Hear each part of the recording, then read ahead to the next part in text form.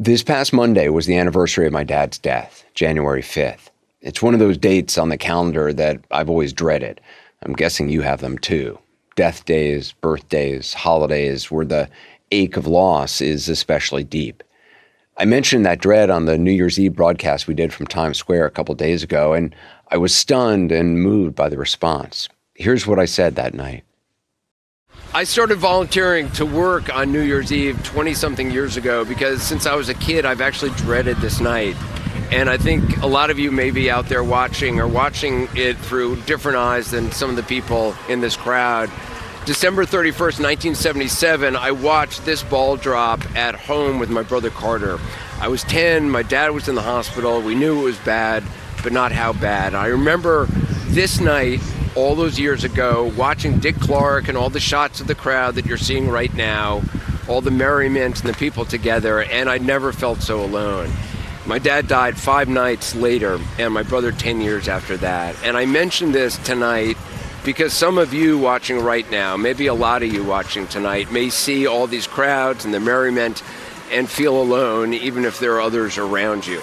Maybe someone you love is sick, or they've already crossed that mysterious threshold we know virtually nothing about, and you long to see them or hear them or feel them again. And maybe it's your dad who's died, or your sibling, or your mom, or your spouse, or your partner, or your child. Perhaps it's a beloved animal. Maybe it's your job, your health, your hope that's gone. I just want you to know that in the midst of all of this, which is not really real, what you are feeling is, and you are not the only one. You may feel alone tonight, but you are not alone. Mary Laikainen is watching tonight right now, maybe in her son Ian's room. He died of glioblastoma. Ian, I've got you, she told him, and she did every day of her life and his. Ian died in her arms, and I'm thinking about you, Mary, and Ian tonight. And Susan Heim is watching right now, and this is her son, Charlie. And this is Charlie a couple of years ago watching this very broadcast, watching Andy and me. And I love these pictures because Charlie, with us in the background, is laughing and he's smiling and he had special needs.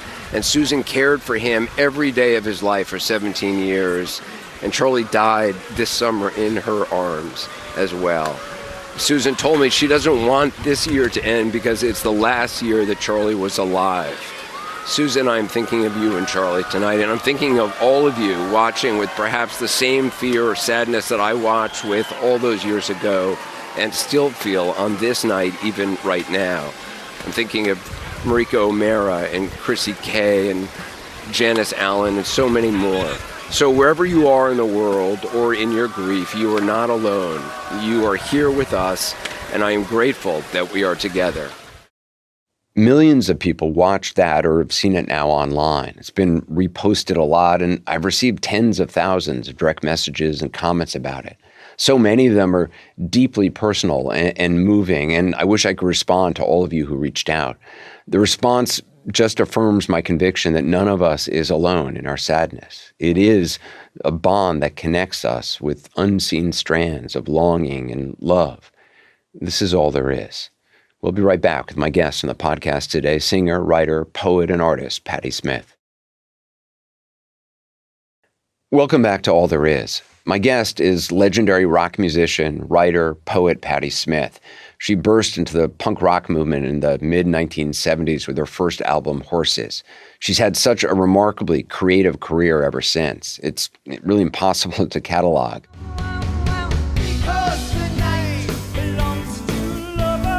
She's a member of the Rock and Roll Hall of Fame. Her 2010 memoir, Just Kids, about her relationship with artist and photographer Robert Mapplethorpe, won the National Book Award. Her latest book, out now, is Bread of Angels, a memoir. I spoke to Patti one day after the anniversary of her husband, guitarist Fred Sonic Smith's death. He died in 1994 on Robert Mapplethorpe's birthday. Mapplethorpe died due to complications from AIDS in 1989. And Patti's brother, Todd Smith, died a month after her husband. Do you feel grief now? I feel, it's a ride. I think it's something, loss is something you have to navigate. It's not a thing where time heals all wounds. It's just in time you learn to navigate it more because nothing really heals. They're sacred wounds. They're not going to heal. They're sacred wounds. Yeah, you learn to live with them. This time of the year has always been difficult. My husband, yesterday was his passing day. It's Robert Mapplethorpe's birthday. So the date is fraught for me. And some years it's extremely painful. This year, I don't know. I just felt happiness that I knew them both. I was just happy. A couple years ago, I had such a terrible bout of like almost horror that these people are gone, that my husband is never coming back, that I couldn't get out of bed. So I just accept that some years the wound is, vibrating, and other years we're fine. Robert Mapplethorpe died 1989. He was 42 years old. And then your husband, Fred, and then my brother. And Fred died in 1994. He was 44, and your brother was a month later at 42 years old. Yeah. Fred had just died, and my brother and I decided I was going to leave Michigan, stay with him, with the kids, and he would help me raise the kids, and we would, live our life. And then a month later, he just died, and it was completely out of the blue. He was only 42, and he had a massive heart attack. He was wrapping a present for his daughter. Christmas presents for his daughter, and he was alone, and that still is so hard for me, and I miss him so much.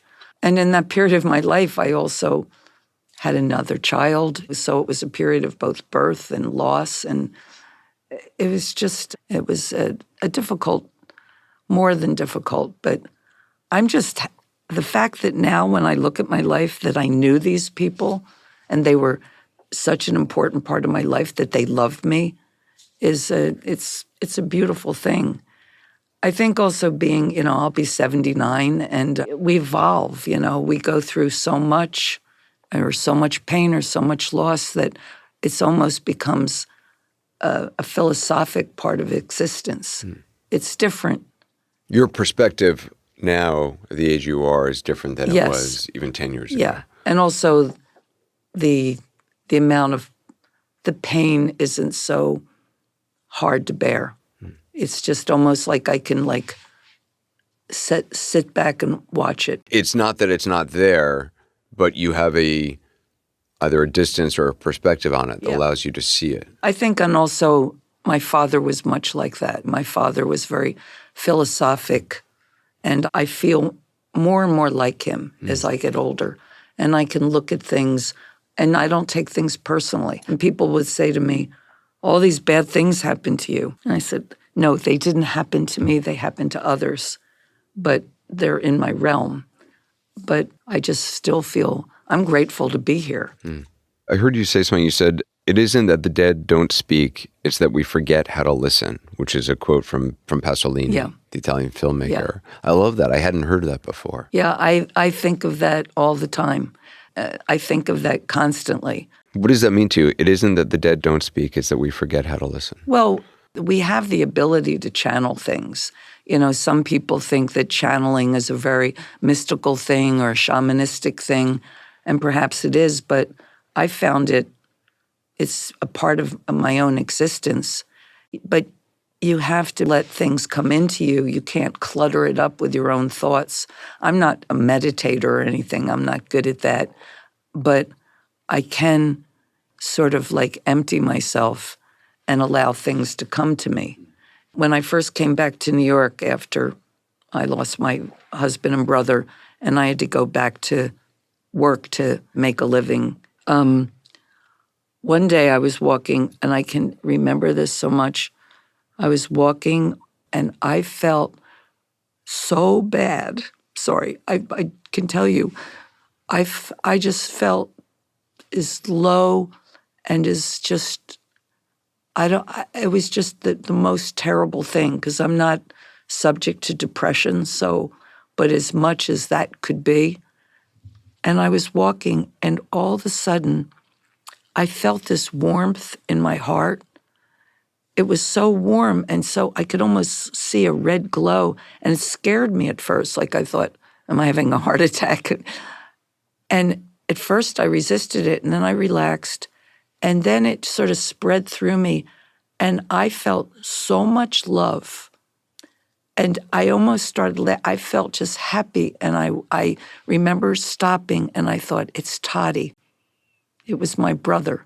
I could feel him. It was the sense of him. That's the way he was. He was my knight always. He believed in me, and I could feel him.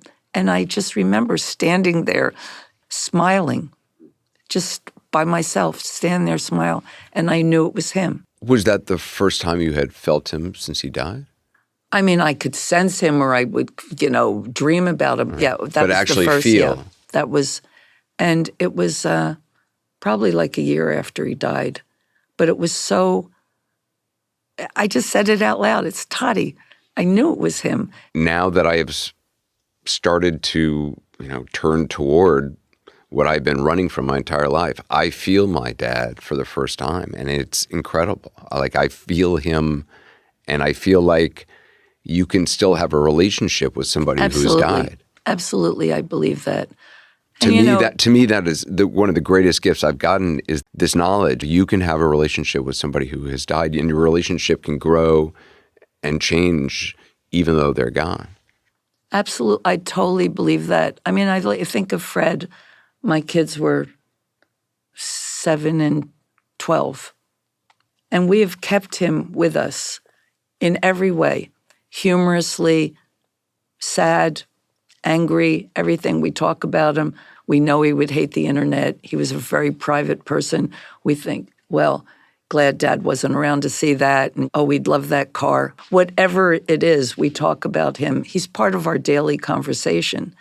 And it's also like with my mother. My mother and I have improved our relationship since she was gone. Really? Especially, yeah, all the things as I get older, I appreciate her more and more.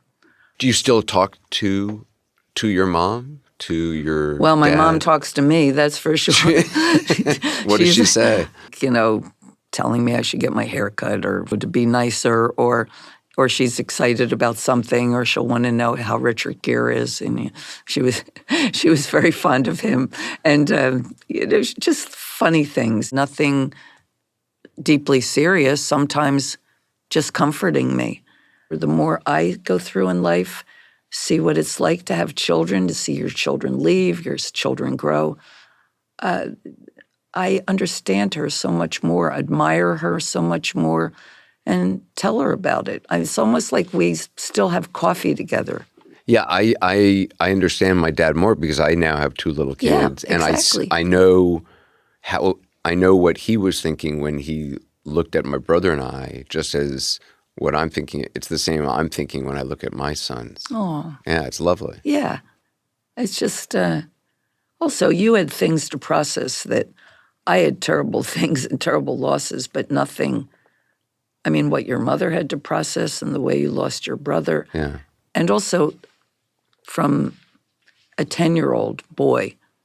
My son was 12, and I know being stoic is part of being a boy. It's completely natural that you wouldn't feel what you would feel later in life because, first of all, you have to protect yourself as a child. I had 2 childhood friends who died all before I was 7. I didn't cry for any of them. I saw my dog killed right in front of me at 11 years old. Never had another dog. I still love that dog. But I don't remember even crying because you were a soldier in a way, Do you remember when you first did cry? No. Actually, that's an interesting question. I cried when I read books.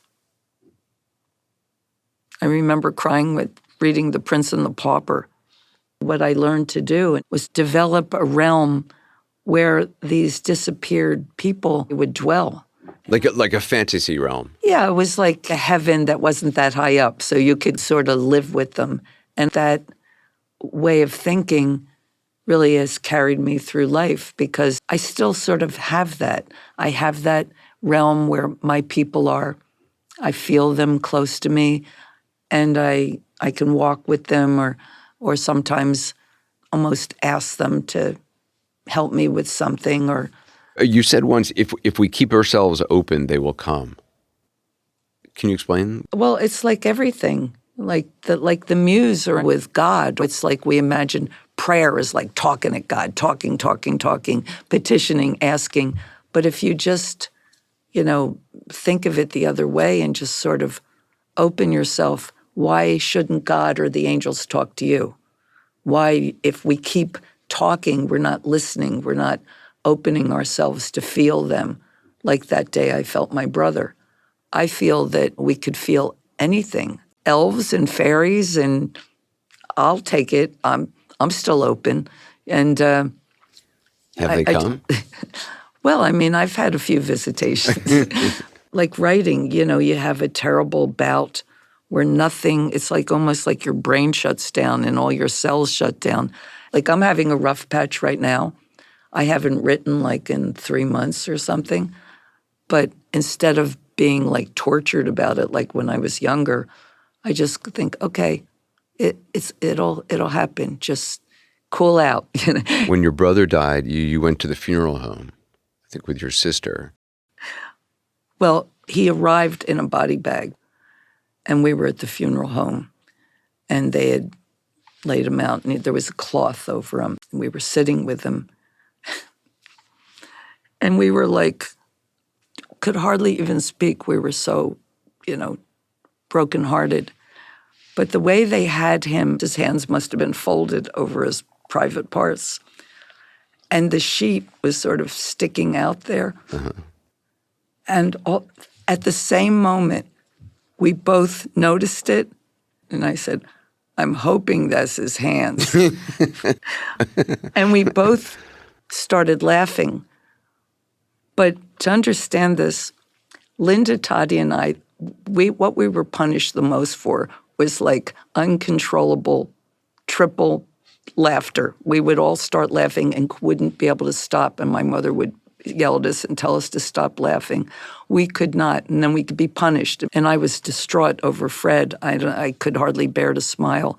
And leave it to my brother. We could not stop laughing. And the guy in the funeral home guy thought we were like moaning and crying out. And he said, are you two all right? And we're going, yeah, we're all right. We were just laughing so much. But it was like, I could imagine that people would think that was terrible, that we're sitting with our dead brother laughing. But for us, it just showed that we still had it. We still had the ability to get into that Toddy, Linda, and Patty frame of mind where, we could laugh enough to get punished. And I always say to people, grief does not mean crying and sobbing. That's part of it. It could be wailing. I mean, I feel like I've done it all, but it's not required. Nothing is required because grief isn't just like the person dies and you grieve and you go to the funeral and then it's over. It's going to last your whole lifetime. It's going to come and go in waves. I just talked to Ken Burns, the documentary filmmaker, and he said the half-life of grief is endless. That's beautiful, and that I can comprehend that, and it is. And the real thing is people should not feel that it's wrong to feel joy in the center of grief. We have to be able to go through the whole spectrum. It's part of being alive. We have to find a balance for all of that. I've also come to the realization that I've muted my life by not allowing myself to feel grief and feel to feel a deep, deep sadness. If you're muting one part of yourself, it's going to also mute somewhat of the other.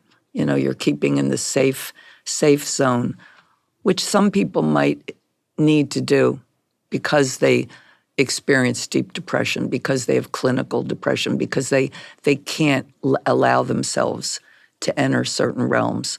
But if your mental health is good, I think it's important to feel everything, to feel guilt, to feel anger. It's important to know what all of these things taste like. We're going to take a short break. A quick reminder, my new live interactive show, All There Is Live, now airs every other Thursday night on our grief community page, cnn.com/allthereis.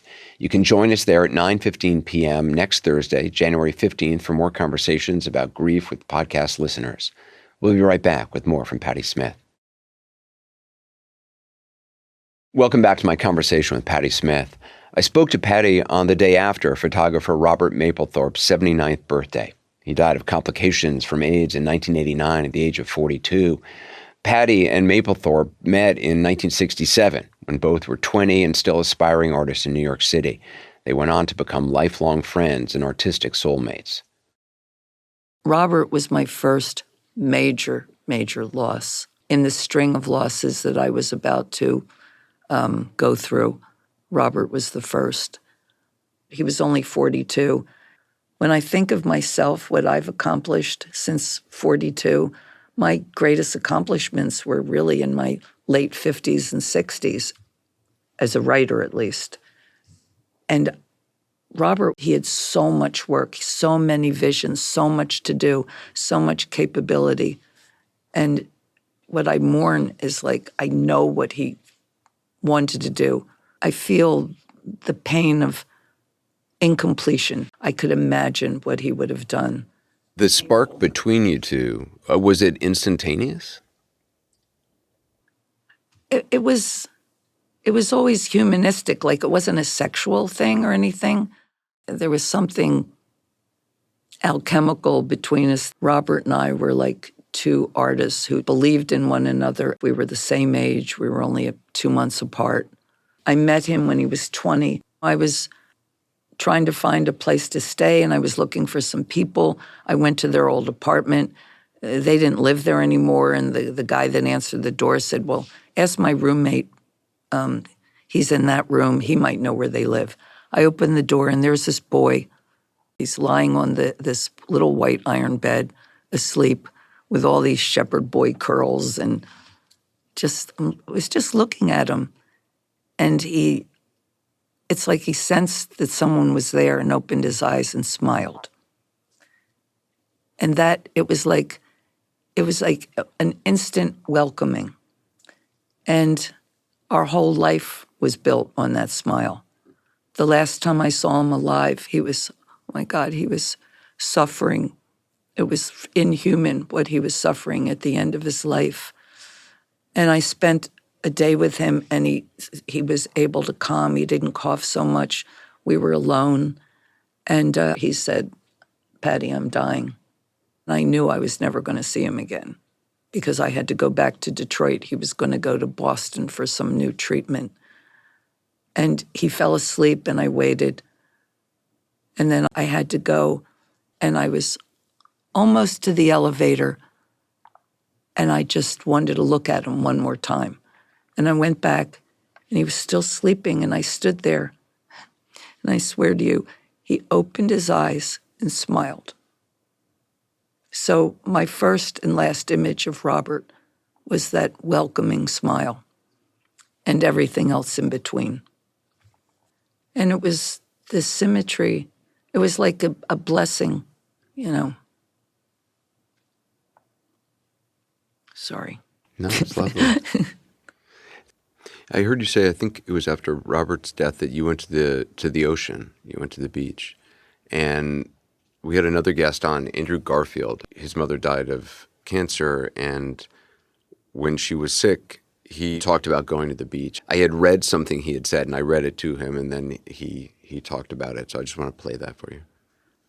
You said, as soon as my full body and head were submerged, it was like I got the medicine and my chest released and I let it all go. My interpretation of that moment was that it was the wisdom of nature, the wisdom of the earth, the wisdom of the ocean letting me know, hey, yeah, it's hard, it's horrible. I'm not taking away this unique pain you're feeling, but just so you know, us out here, us water molecules, we've been seeing this for millennia.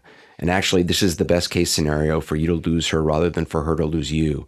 This is a much better situation. And again, my ego was holding on. My ego thought I knew better. My ego said, no, this doesn't make sense. No, it should be this way. It should be that way. But actually, it took the ocean, the greater opponent, to just hold me under and say, it's really horrible. And sons have been And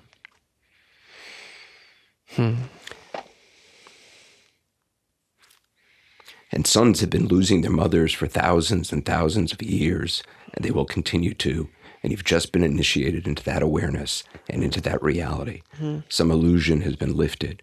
You're in a realer version of the world now, and it's painful.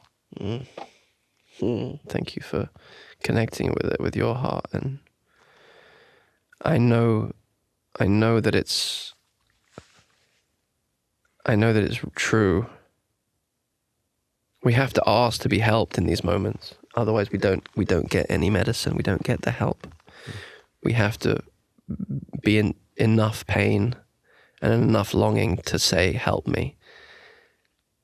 And only with that, with collaborating in that way, with approaching the mystery in that way with all that vulnerability and with all that confusion and with all that lostness, do we get any kind of answer, I think. And I think the answer is relative to the question and the willingness to ask the question and the willingness to not know the answer.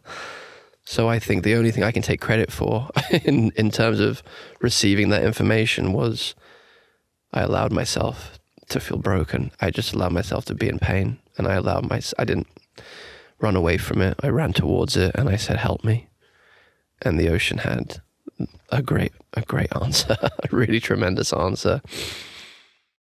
Well, it answers the question about channeling too, or like listening and opening himself. He heard what the sea had to say to him. Fred took me to the ocean because, Robert was such a part of my consciousness. I was seeing him everywhere. I dreamed of him constantly. I actually saw him like a hologram sitting in a chair while I was folding laundry. That's how much he was around.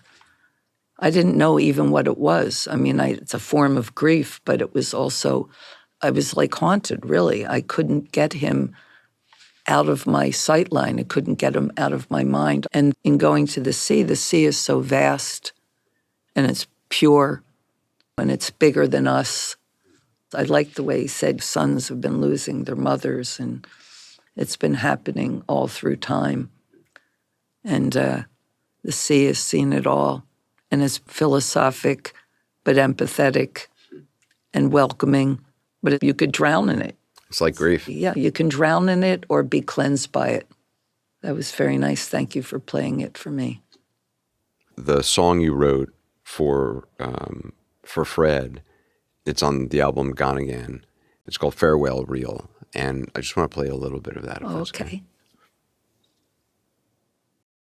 This little song is for Fred. It's G, C, D, and D minor.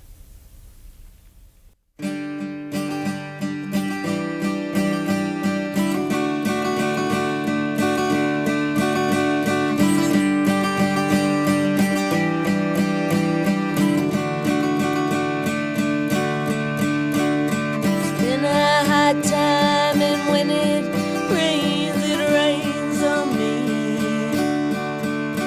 The sky just opens, and when it rains, it pours.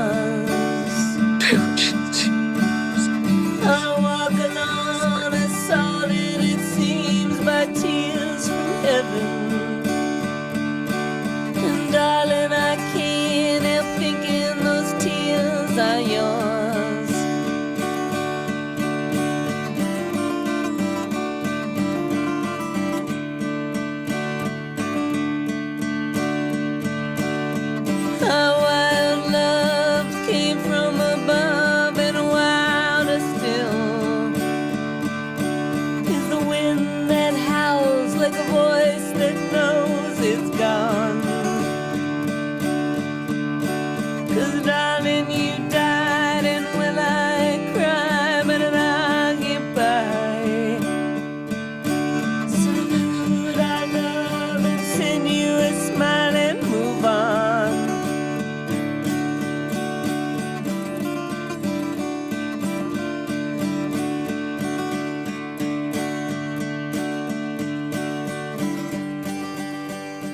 Sorry. It's beautiful. I haven't heard it in years. I don't listen. I rarely listen to myself. So You don't have to say sorry. As Francis Weller says, those tears are holy. it's so sad, but it also optimistic. It's stunningly sad. Okay. I'm having a With some Barbara of my- Walters moment. That's right. It was nice to hear it. It's heartbreaking, really. Also, my guitar playing. The last thing Fred, at the end of his life, he taught me a few chords, enough to write that song. I'm not a musician at all, but he was not well, and so he spent a lot of time teaching me these chords, and that's what I did with them. But I love it. that song, that was a very raw record, and encompassed in that little song is the immediacy almost of what happened. It's also, I remember so much, every line writing that. And they're all like, I don't know how to express it. They're true. Every line in that is true. There's a purity to Yeah. it. That's the word I Yeah, keep it's just true. It's just in the song, What really happened it's there. So it's not like it causes pain, it's just recognition. I guess because it's a true song. And it was yesterday. Yesterday was his passing day. I didn't cry yesterday, so actually I'm happy to shed a few tears today, so that's nice. You wrote something that really struck me. You wrote, "Everyone is dead. All is forgotten, echoes a voice. I inventory those still with me. I go no further than the face of my sister, innocent yet all-knowing. So long as she is here, our memories are insured. But what of the future when we are both gone?" It's something I think about a lot. Being the last one left from the little family that I grew up in, I find a great weight being the last one left and sort of the holder of these memories. Mm-hmm. And my basement is still full of stuff that I'm trying to organize and photographs and trying to kind of make sense of it. But I also am I feel like I need to preserve it, because if I throw these things out or they disappear, then all of us or all of them disappear.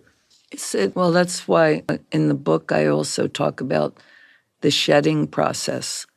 I have a lot of treasured things. Some of them are real treasures, like a letter of Emily Dickinson's. But then there's the other things, my father's favorite golf ball, the kids' baby teeth, and my books, which, the books I had since I was 6 years old. I look at my copy of Pinocchio and I think, I've loved this book for over 70 years. And I'm not going to be buried with my copy of Pinocchio. There's What's worse going to happen? But I know that I'm going to have to say goodbye to it someday. I'm trying to train myself to start giving things away, sharing them, or just stepping back from my attachment with them. Very hard for me, but I have to take deep breaths, because I know that I'm going to get to a point where I can only choose a couple of them, or maybe say to my daughter, can you bury me with my wedding ring and this little box? It's all going to come down to that. I ask everybody in the podcast, is there something you've learned in your grief that would be helpful for others? Well, the main thing I would just tell people is allow yourself all the different things that you feel in losing somebody. You do crazy things when you lose somebody, like go shopping. Like all of a sudden you just leave the house and buy something expensive, or do something that out of character, or don't judge yourself. Let yourself be angry, or let yourself not feel anything.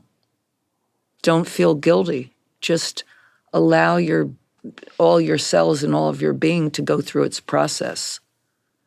I cried more for Fred years after he died. It was like I was in such shock losing him, and I had so much responsibility, and I had 2 young children, and financially we were at an all-time low. And then my brother died a month later. So a lot of the things that I felt, were more intense years later. And Just- that's okay. Yeah, there's no rules. And there shouldn't be any rules. And there's all of these phrases like time heals all wounds. It doesn't. Don't look to be healed. You have a sacred wound, take care of it. Don't let it get infected. But it's not necessarily going to heal. You just learn to live with it. There's no rules in grief. No, I don't think there should be. People expect people to cry when somebody dies. That's wrong. There's no telling how people even nervously laugh when somebody dies that they care about. They don't know why they do that. I don't judge anyone by their behavior. I've heard people judge children because they were playing. When we lost a little boy in our neighborhood, he was only 4. I think I was 6. And there was a wake in the house, and he was in his little coffin. And the cartoons came on, and we put them on, and we just rolled it. It was a big TV that was on wheels and rolled it over so he could watch cartoons with us. We weren't sitting around crying. That's how we processed it. We watched cartoons with him. Did that mean we were heartless? I think that people just have to process things in their own way, and they shouldn't be hard on themselves. It's hard enough to lose someone without judging how you're, reacting to it. Thank you for doing this. I really appreciate it. I really feel grateful to have, even though it was shedding tears, it's like the word shedding. It's not just crying, it's shedding. The tears are within us. You shed them, and now, I feel like that was a good thing. It was lovely. Thank you. Thanks. Thank you. Patti Smith's new book, Bread of Angels, a memoir, is out now. My guest on the next episode of the podcast is novelist Yi-Yun Lee. She's an extraordinary writer who's experienced the death of both of her sons, both of whom died by suicide. Her 16-year-old son, Vincent, died in 2017, and her remaining child, James, killed himself when he was 19 in 2024. You don't use the word grief. You talk about the abyss. Yes. I use abyss as the precise word to describe how I feel about my life is I'm in an abyss. You're in it right now. Yes. And we will always be in this abyss because we'll always be parents who have lost 2 children. And nothing in life is going to change that. So I don't want to say I want to get out of this abyss. What I want to do is to live in this abyss a little better so it doesn't feel abysmal. Each person lives in his or her own abyss. So yes, I am in the abyss and I never want to go out. I don't think it's possible to get out. Though it's painful. It is painful. One wants to hold on to these memories, however painful they are. People always think pains are not good. There's nothing good or bad about pains. They're just facts. They're the facts in your life. Pain is a fact. Yeah. And I think what we do is how to live with that pain a little bit more wisely or better or cheerfully. My husband and I, we are in pain. We have the pain, but that doesn't stop us from laughing. I think that pain or that abyss is you coexist rather than getting rid of. That podcast will be released in 2 weeks, Thursday, January 22nd. We're changing the schedule for podcast releases and All There Is Live because we want to continue doing this work all year long. And in order to do that, from now on, we'll be releasing a podcast every 2 weeks on Thursday evenings. And on the other 2 Thursdays of the month, we'll have our live grief show, All There Is Live, which you can only see on cnn.com/allthereis. So next Thursday, January 15th, you can join us for an all-new edition of All There Is Live, which you can watch at 9:15 p.m. online. And the following Thursday will be the podcast with author Yi-Yun Lee. Thanks for listening. Wherever you are in the world and in your grief, you're not alone.